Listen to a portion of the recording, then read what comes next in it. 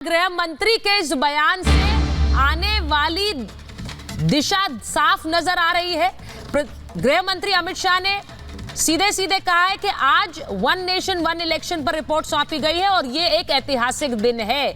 मेरा सीधा सवाल है, बड़े बड़े फैसले लेने के लिए तीसरा टर्म हमारा होगा, ये प्रधानमंत्री खुद कह चुके हैं। उन बड़े फैसलों में सिद्धार्थ जी कौन से फैसले हैं? क्या एक तस्वीर आप दर्शकों को दे सकते हैं जिसके लिए आप लोग ये भी चाहते हैं कि बहुमत हो आपके पास? देखिए सुचरिता जी, हाँ।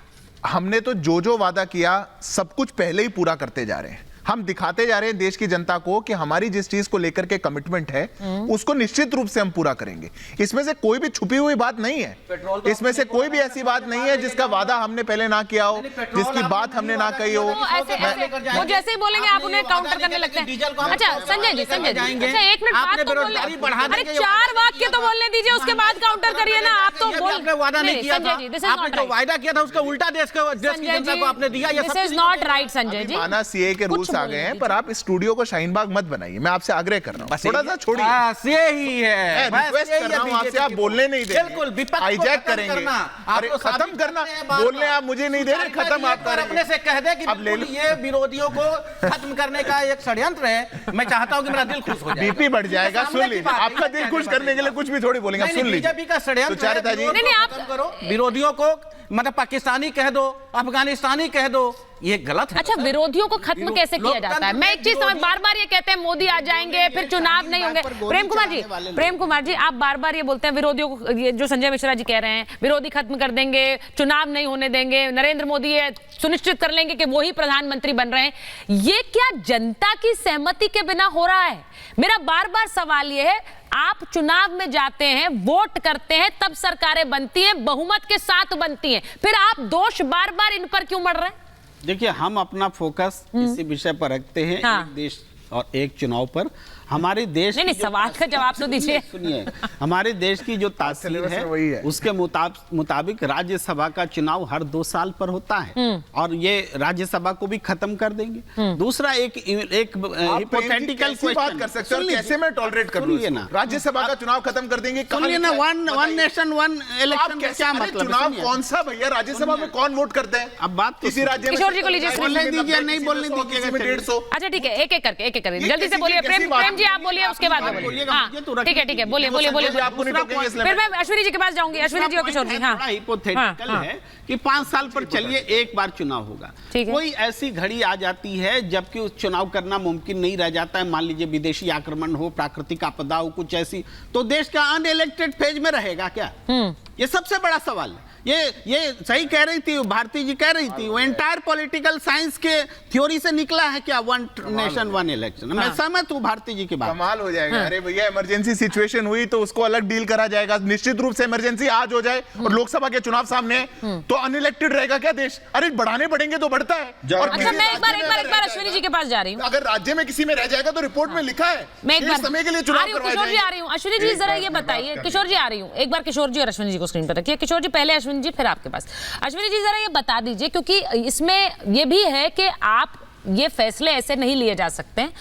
आपको देश में विधानसभाओं के भी, आधी विधानसभाओं से बहुमत लेना होगा, आपको 2/3 बहुमत लेना होगा। जैसा आपने कहा ज्वाइंट सेशन बुलाकर किया जा सकता है, लेकिन बहुमत कहां से आ रहा है? बहुमत सीधे सीधे वोट के जरिए आ रहा है। क्या किसी देश की सरकार के पास क्या संविधान बदलना और संविधान में संशोधन करना, इनमें फर्क नहीं है? बार बार विपक्ष कहता है संविधान बदल देंगे।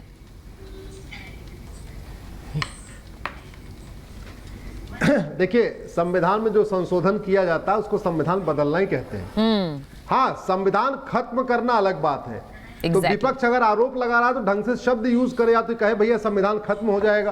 वो तो नहीं कह रहा संविधान बदलेंगे। 125 बार संविधान बदला जा चुका है। अगर 125 बार बदल सकता है तो 126 बार क्यों नहीं बदल सकता? 127वां बार क्यों नहीं बदल सकता? जहां तक बात आई कि 404 क्यों? हाँ। 404 राजीव गांधी जी को मिला था, उसके बदले उन्होंने क्या किया? सिटीजनशिप एक्ट को बदला और 60 लाख घुसपैठियों को असम में नागरिकता दे दिया। 404 सीट राजीव गांधी जी को मिला, उसके बदले उन्होंने सुप्रीम कोर्ट का फैसला पलट दिया साहबानो केस में और मुस्लिम बहनों का अधिकार छीन जरा लिया। मैं ऐड कर दूं। तो अगर अब दोबारा 404 सीट की मांग हो रही है, वन नेशन वन इलेक्शन के लिए, one nation one civil code के लिए, one nation one police code के लिए, one nation one judicial code के लिए, one nation one education code के लिए, तुष्टीकरण खत्म करने के लिए, जाति का जहर खत्म करने के लिए, तो ये तो अच्छी बात है। अच्छा, इसका फायदा क्या होगा सुचित्रा जी, मैं बताता हूं।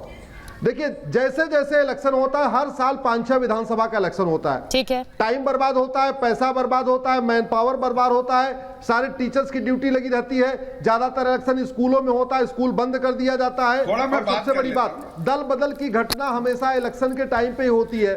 इसके अलावा जाति का जहर इलेक्शन टाइम पे ज्यादा घोला जाता है, काले धन का उपयोग इलेक्शन टाइम पे ज्यादा होता है, भाषावाद का जहर इलेक्शन टाइम पे ज्यादा घोला जाता है, क्षेत्रवाद का जहर इलेक्शन टाइम पे ज्यादा घोला जाता है। तो मेरा ये मानना है, वन नेशन वन इलेक्शन से जातिवाद भी कम होगा, भाषावाद भी कम होगा, ठीक है किशोर जी, कट्टरवाद भी कम होगा, तू मैं भी कम हो जाएगा, तू मैं भी कम हो जाएगी किशोर जी।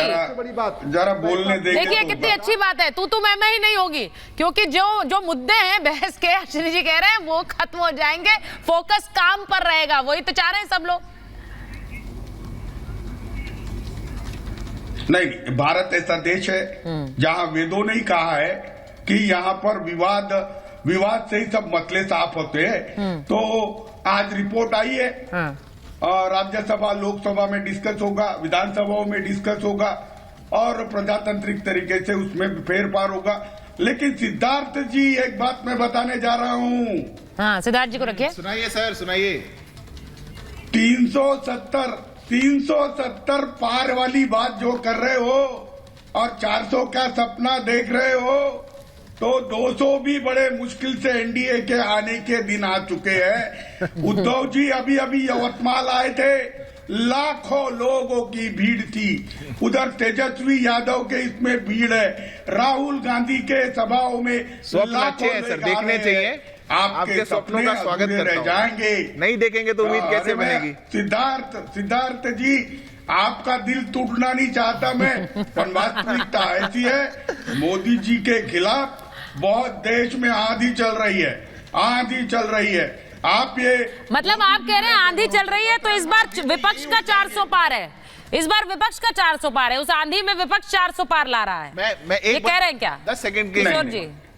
देखो सुचित्रा जी, ऐसी उटपटांग बातें मैं करता नहीं। बीजेपी कहती है 370 सीटें जवाब दे रहे और 270 पे तो चुनाव लड़ रहे हैं।